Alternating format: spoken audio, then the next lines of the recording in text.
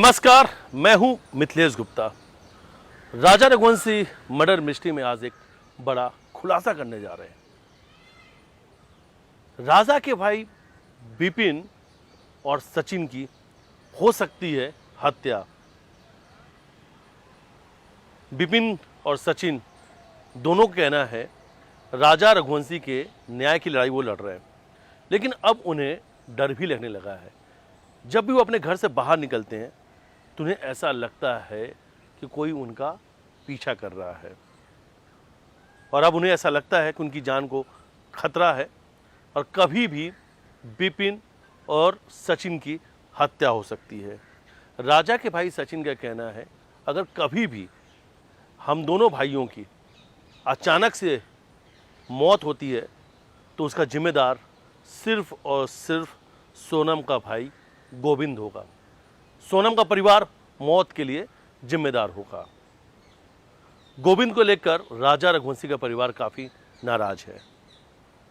परिवार ने कहा गोविंद ने विश्वासघात किया है और इस परिवार के साथ दोहरा विश्वासघात हुआ। पहला, सोनम ने शादी की और शादी के बाद अपने ही पति यानी राजा की हत्या करवा दी, वो भी अपने प्रेमी राज के लिए।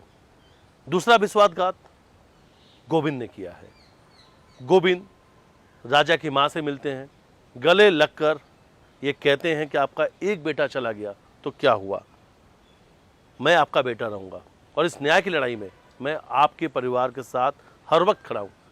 लेकिन अब राजा का परिवार का कहना है कि गोविंद बदल चुके हैं। अब गोविंद अपनी बहन सोनम और उसके प्रेमी राज को जेल से बाहर निकालने की तैयारी में जुटे हुए हैं। महंगे महंगे वकील कर रहे हैं, बड़े बड़े वकीलों से उनकी बातचीत चल रही है और यहाँ तक कुछ बड़े वकीलों को इस केस के लिए उन्होंने हायर भी कर दिया है। राजा के परिवार को इस बात का डर है कि बहुत जल्द सोनम और राज का भी जमानत मिल सकती है, यानी ये दोनों भी जमानत पर रिहा हो सकते हैं, क्योंकि गोविंद ने बड़े वकील हायर कर लिए हैं। हालांकि अब इस पूरे हत्याकांड में 3 आरोपी अब तक जमानत पर बाहर है, सिलोम, जेम्स, लोकेंद्र और बलवीर। ये तीनों लोगों को बाद में गिरफ्तार किया गया था। इस पूरे हत्याकांड में सह आरोपी बनाया गया था। जैसे ही इन 3 आरोपियों को जमानत मिलती है उसके बाद विपिन शिलोंग पहुंच गए। पहुंचने के बाद उन्होंने हाई कोर्ट के बड़े वकीलों से कानूनी राय ली। पहले जो वकील थे उस वकीलों को बदल दिया है।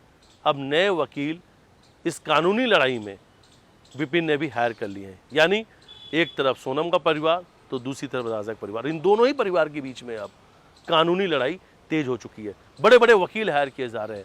एक परिवार प्रयास कर रहा है, ऐसा आरोप है, इस तरीके का आरोप है विपिन और सचिन का कि सोनम का परिवार बड़े बड़े वकीलों को हायर कर रहा है, मोटे मोटी फीस दे रहा है और बहुत जल्द से जल्द सोनम और राज की जमानत करवाना चाहता है।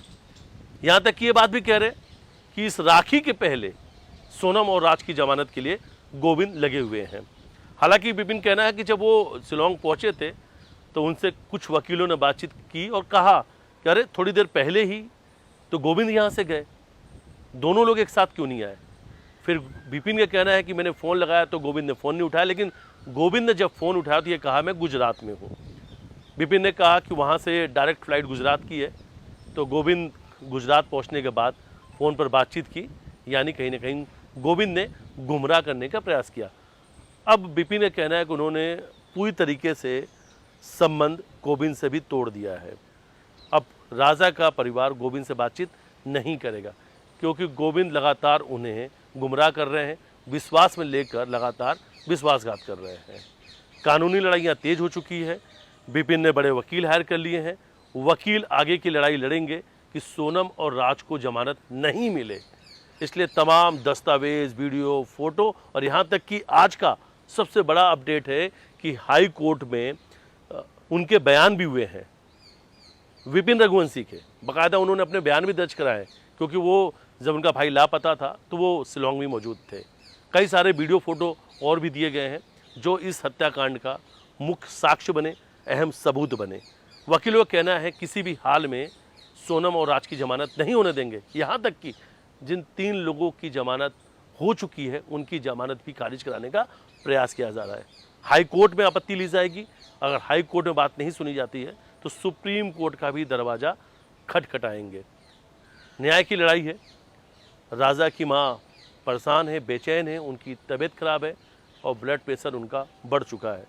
जो उनके पिता हैं अशोक रघुवंशी, उन्होंने घर में रहना छोड़ दिया है क्योंकि बेटे की याद को वो बर्दाश्त नहीं कर पा रहे हैं।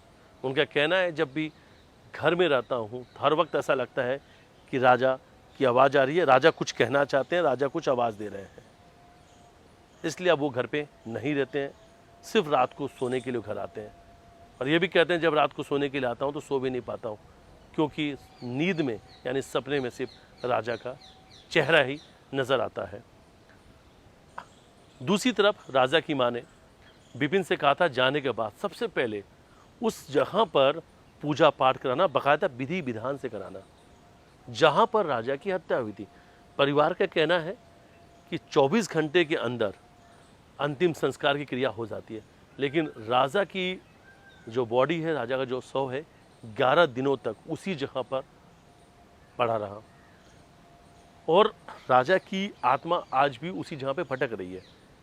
इन परिवार का मानना है कि राजा की आत्मा को शांति नहीं मिली है, इसलिए राजा की आत्मा को शांति मिले विपिन ने बड़े विधि विधान से शिलांग पहुंचकर उसी जगह पर पूजा पाठ कराया जहां पर राजा रघुवंशी की हत्या हुई थी।